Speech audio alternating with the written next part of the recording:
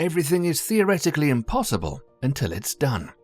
Robert Anson Heinlein is famous for being one of the most influential science fiction writers of all time.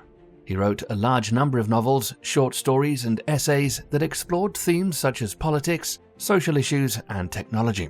Some of his most famous works include Stranger in a Strange Land, 1961, Starship Troopers, 1959, The Moon is a Harsh Mistress, 1966, and The Door into Summer, 1957.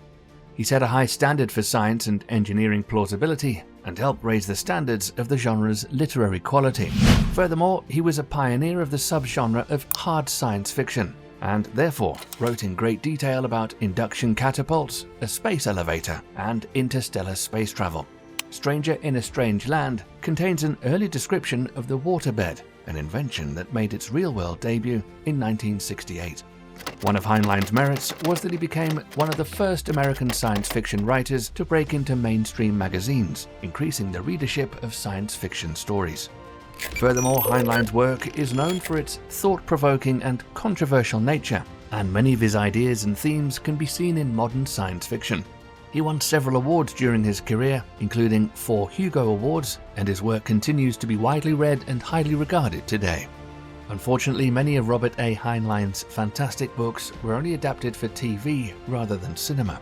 Some of these movies and TV shows were not critically acclaimed or well reviewed. Only Starship Troopers and The Puppet Masters were adapted for the big screen, and the science fiction movie Destination Moon from 1950 was only loosely based on Heinlein's work, an issue that happened more than once. Starship Troopers 1997 was directed by Paul Verhoeven and also only had a little relationship to the book. Fans of Heinlein were critical of the movie, and Verhoeven commented that he had tried to read the book after he had bought the rights to it to add to his existing movie. However, he read only the first 2 chapters, finding it too boring to continue. It's set in a future where Earth is at war with giant alien bugs and follows a young man who enlists the military to fight in the war. The Puppet Masters, 1994, was directed by Stuart Orme. It's set in a future where Earth has been invaded by parasitic aliens that have taken control of human bodies and follows a team of government agents who must stop the invasion. Other great stories like The Moon is a Harsh Mistress, 2000, Stranger in a Strange Land, 1991, and The Door into Summer, 1973, were only film adaptations for TV with small budgets. That's why they're almost forgotten about today. Heinlein was born in Missouri in 1907 and was a 6th-generation German-American. The family could not afford to send Heinlein to college, so he sought an appointment to a military academy. In 1929, he graduated from the Naval Academy with the equivalent of a Bachelor of Arts in Engineering. After his discharge, Heinlein attended a few weeks of graduate classes in mathematics and physics at the University of California, Los Angeles, UCLA, but he soon quit. He began his writing career in the 1940s and quickly made a name for himself with his thought-provoking and controversial stories, which explored themes of politics, social issues, and technology.